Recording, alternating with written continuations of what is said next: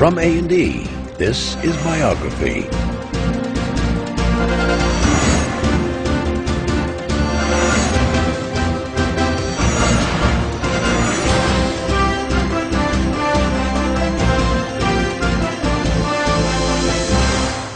Tony Robbins, the inspirational guru whose advice has led to wealth and fame, at least for Tony Robbins.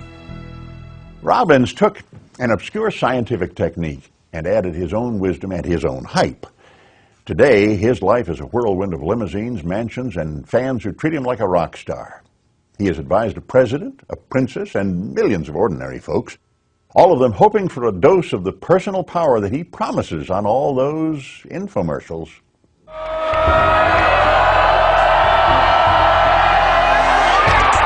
Wake your body up again, wake it up, here we go, wake it up, come on! Tony Robbins is a salesman of hope and enthusiasm. It is available right now. I mean, everywhere you turn, you can't turn off Tony Robbins. You know, you flick it, you got Tony. You flick it, you got Tony. It's like, okay.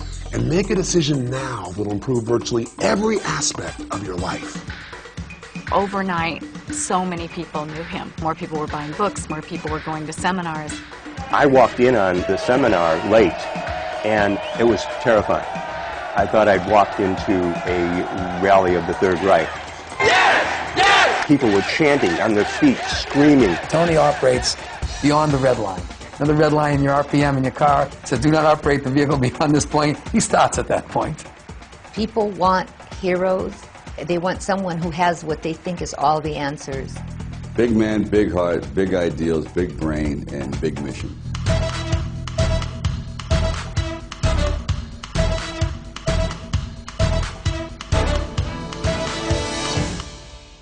Get even stronger.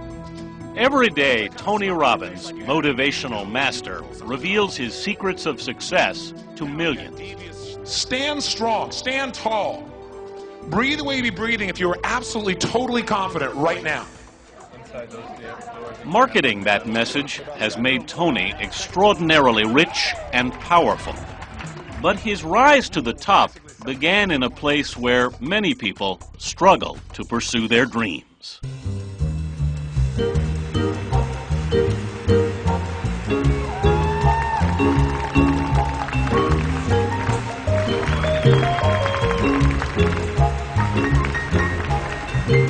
Los Angeles has always been home to a large number of celebrities and movie stars, and to an even larger number of people who can only dream of becoming stars.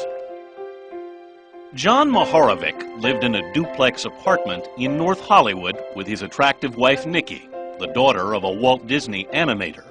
John, a would-be actor who had small parts in B-movies, supported himself managing parking lots. It was a good enough living to start a family. On February 29, 1960, a leap year, Anthony John Mahavoric made his debut. Tony, as he was called, immediately took the leading role in his mother's life. I talked to him, trying to tell him who I was and where I came from and what my plans were for him, and that he was a gift from God and that he was going to do great things. Nikki was so set in her views on how to raise Tony, she could bear no interference from anyone, particularly her husband. Almost from Tony's birth, Nikki took over most of the responsibility of raising their son. He loved his father, but I think that his mother was always much more of an influence. His father was quiet, very, very nice person, but very quiet.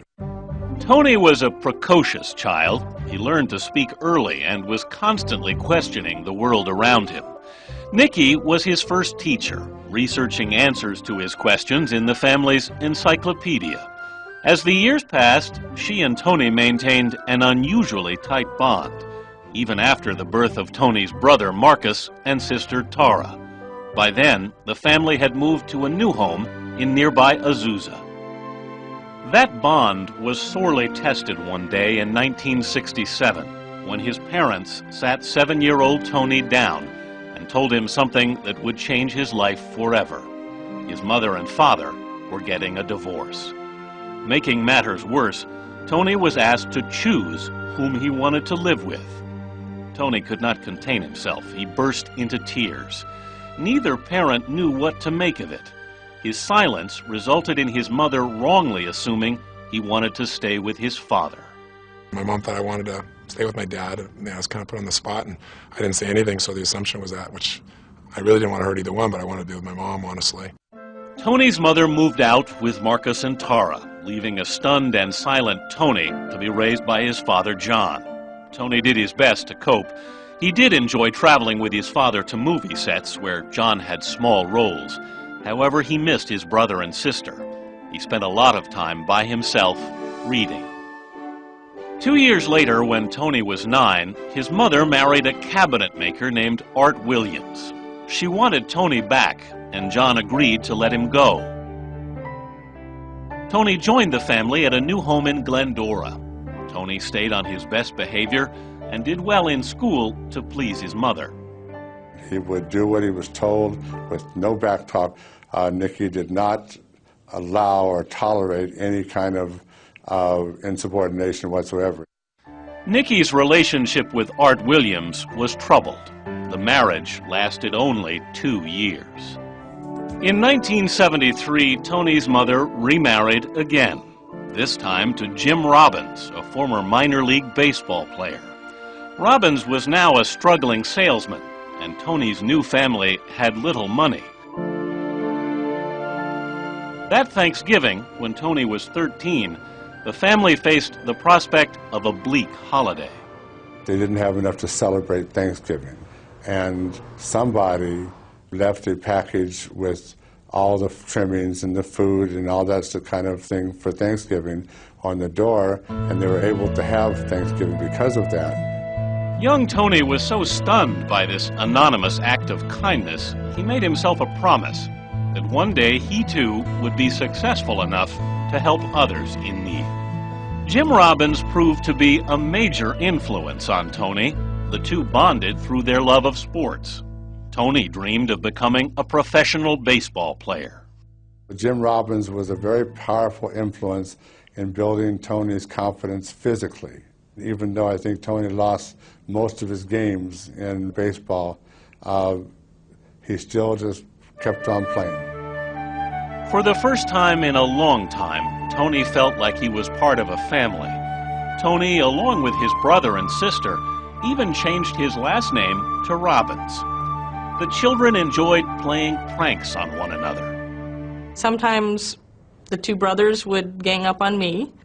There would be times they'd call me into a room and have a glass of water sitting on top of the door, so when I opened the door, I get splattered with water, and Tony enjoyed that. By the time he was in the 9th grade, Tony realized he was not going to make it as a baseball star. He decided the next best thing to playing sports was writing about it. He went after his dream with gusto. The first step was getting help from a teacher.